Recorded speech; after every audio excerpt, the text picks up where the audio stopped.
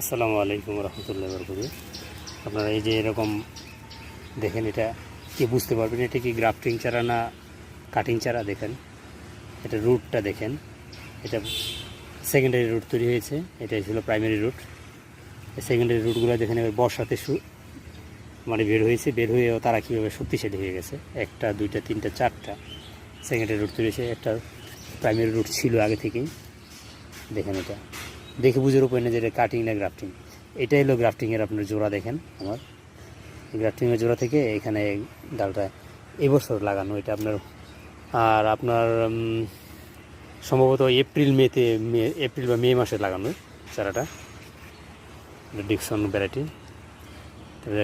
Grafting চারা লাগানোর চেষ্টা করুন সবাই, কাটিং চারা দিকে বা গুটি কলমের চারা থেকে একটু অ্যাভয়েড করাই ভালো হবে। চারাটা দেখেন কত বড় হয়েছে, ডালগুলো কি